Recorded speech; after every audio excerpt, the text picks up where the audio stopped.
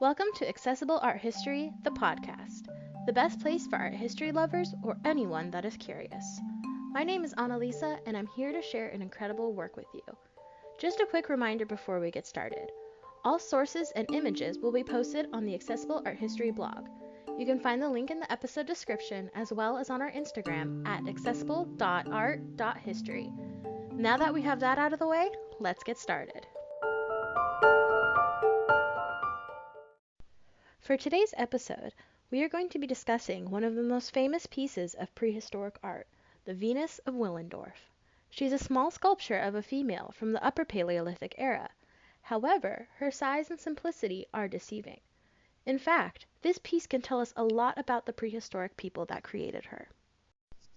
Before we get started with the analysis of this piece, it's important to discuss how archaeology worked when it was found.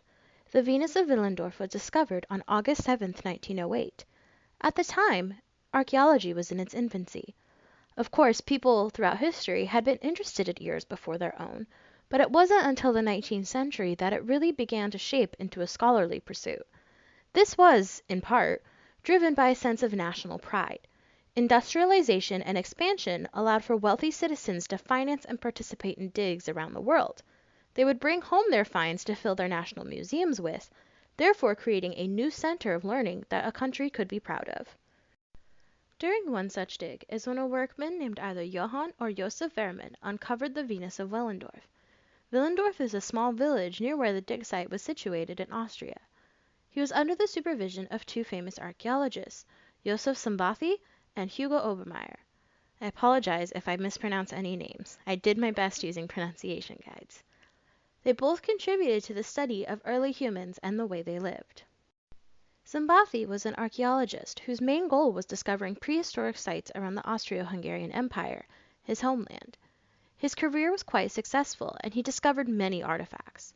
In order to display them, Sambathi helped found the Department of Prehistory at the Naturhistorisches Museum in Vienna, where the Venus of Willendorf still resides today. Obermeier's main focus was not on archaeology, but instead on anthropology. He wanted to learn how humans migrated and diffused across Europe. Obermeier's work took him around the world, with his most famous discoveries coming out of Austrian digs and Spanish caves. His work caught the eye of the Nazi Party in the 1930s because they believed it would help prove their Aryan superiority complex. However, Obermeier strongly disagreed with this, and he fled to Switzerland to avoid arrest and/or death. Now that we've established how and why this piece was discovered, let's get into the Venus of Willendorf herself. She stands about 4.4 inches or 11.1 centimeters tall.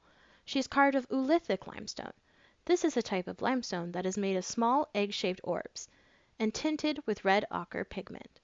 Archaeologists have dated this sculpture to around 30,000 BCE. We'll discuss how later in this episode. The Venus of Willendorf is a very rotund figure.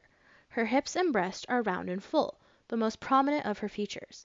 There are details such as a pubic region and a belly button, but she's anonymous, with no facial features added. The only thing on her head is a cap or some sort of elaborate braided hairstyle. Although we don't know exactly who she represents, more on that later, she is still a beautiful and interesting discovery. How did archaeologists figure out when the Venus of Willendorf was created? Obviously, the public is most familiar with carbon-14 dating. However, that method only works on organic, i.e. carbon-based materials. So, archaeologists had to use another way to date this sculpture. Instead, stratigraphic archaeology was used. This is a specific branch of archaeology that uses geology to help date objects. Essentially, as time goes on, layers are built up in the soil. So, the deeper something is buried, the older it is. Objects and organic material found in the same horizontal layer are assumed to be from the same time period. So, using this technique, archaeologists have dated the Venus of Willendorf to about 30,000 BCE. Next, we're going to discuss her speculated purpose, but first, we're going to take a quick break.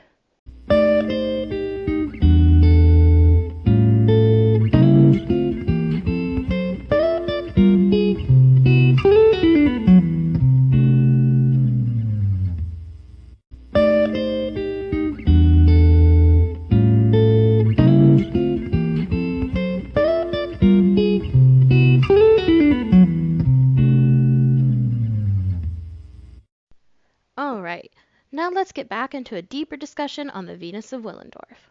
For the past century or so since her discovery, archaeologists and art historians have tried to pinpoint her purpose. Unfortunately for us, writing wasn't invented until about 27,000 years after the sculpture was created. So the people that made her couldn't leave us a record about what their intentions were. But there are still a few ideas out there about why the Venus of Willendorf was created. The most popular theory is that this sculpture was actually a mother goddess and/or fertility figure. This is why the piece received the name Venus. Obviously, the Romans didn't exist at the time of this creation, but it was a reference point for archaeologists who found her. There are a couple of reasons that this idea makes a lot of sense. Firstly, the most exaggerated features are her hips and breast. Those are the ones that are most related to fertility. They are the ones that draw the viewer's eye in first as well. Was this because they were supposed to be a point of worship? Secondly, the sculpture doesn't have an identity. There are no facial features. This is most likely because her face wasn't that important. What mattered most were those fertility characteristics. These details have led a majority of archaeologists to believe that this figure was used as a point of worship for prehistoric people.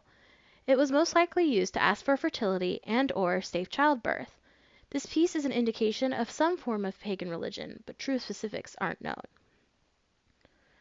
Another theory that has been put forth is the Venus of Willendorf represents an idealization of societal success.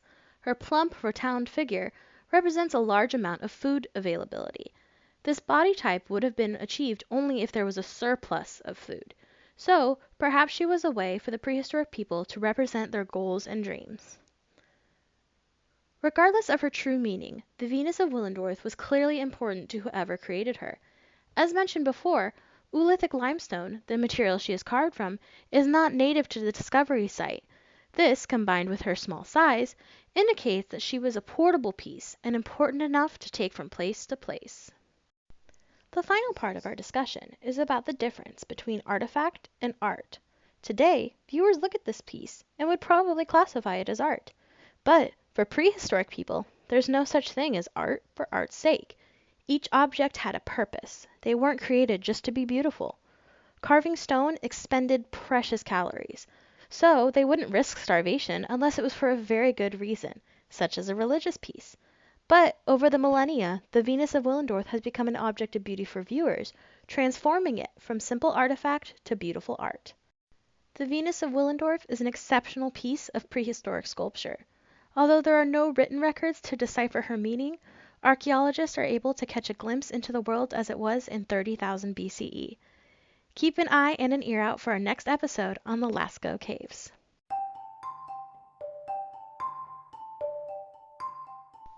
Thank you so much for listening to this episode of Accessible Art History, the podcast.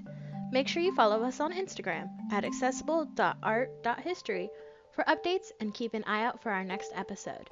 They drop every Monday on your favorite podcast platform.